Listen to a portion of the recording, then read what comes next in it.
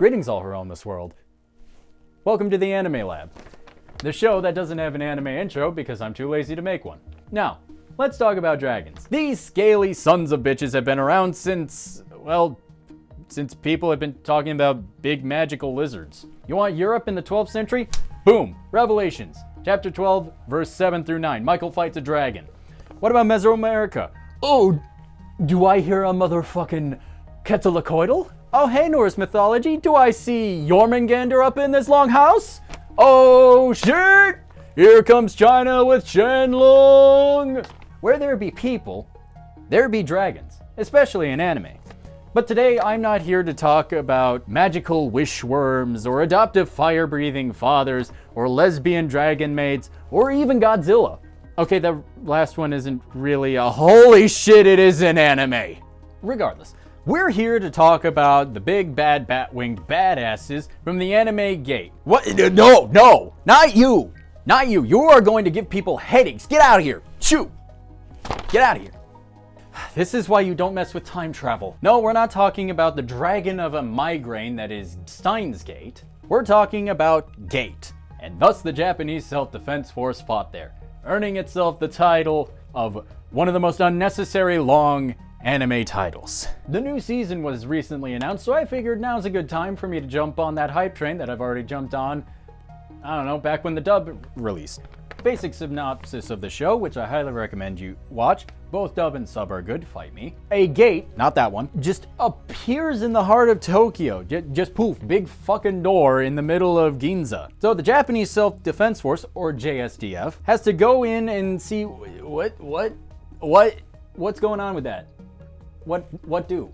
And on the other side is a literal high fantasy world. The main protagonist that we follow is one Second Lieutenant Yoji Itami, soldier by day and otaku also by day, along with his recon team of mad lads and lasses as they explore the strange new special region because they didn't bother to give it a name. And if you're wondering, yes, he does collect a pseudo harem of magical people from the other side.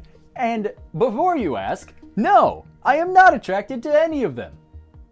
Most of them are children. I am only attracted to the trigger-happy harlot herself, Sergeant First Class Shino Kuribayashi. Because as Spike Spiegel once said, I love a woman who can just kick my ass.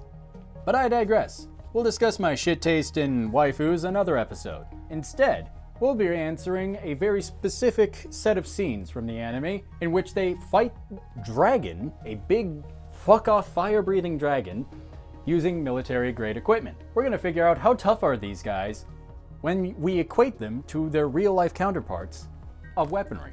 First, we need to figure out what weapons the JSDF are using and how they stack up to their real-world counterparts. For this, we are looking at the loadout that Itami and his recon team have. So we're not carpet bombing dragons, that's cheating, even though they do technically do that, but it's not the full-grown dragon. But I digress, but I'm rambling. Anyway, this leaves us with these weapons. The Howa Type 64, the Sumamoto M2 Browning, the Panzerfaust 3, and C4 explosives. You can tell which one is the most difficult to say. It's the C4. The Howa 64 is their primary, and it fires 7.62mm. These things can penetrate 0.2-inch thick ST3 steel at 300 meters. That doesn't even, annoy the dragon. It's like throwing a pebble at Mount Rushmore and expecting George Washington to blink. It's nothing. All right, well, let's do something with a little more punch, like the M2 Browning. This sucker uses 50 caliber, which can produce 14,000 and 20,000 joules of force, which is like 5 times that of a TNT explosion. And it just annoys the dragon. It is like a mosquito bite. What the, how, this thing is meant to fight tanks! Like, actual tanks!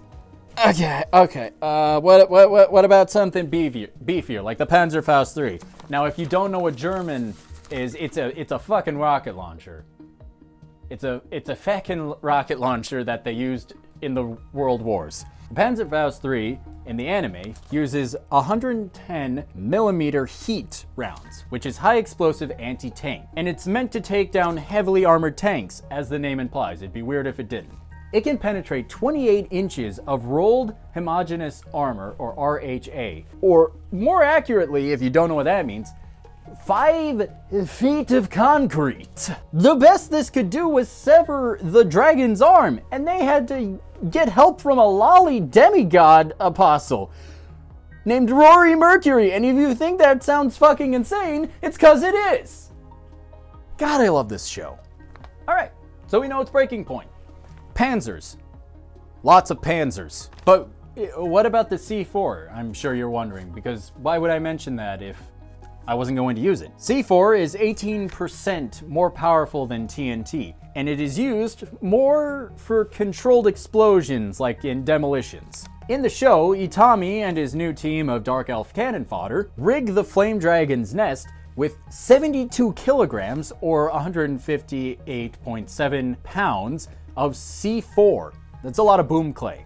To put that in perspective, that is about 4,288,687 pounds of TNT in a small area. Not even the size of like a football field. And they use that on one dragon. Did it kill it though?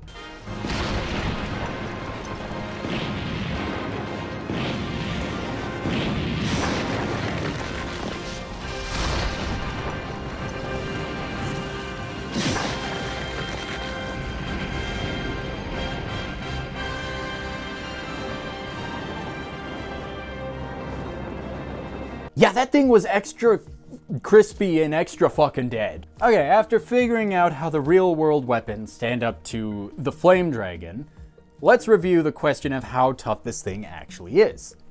The A39 Tortoise, which has an RHA of 400 millimeters, or 15.7 inches thick, is considered the most heavily armored tank ever created.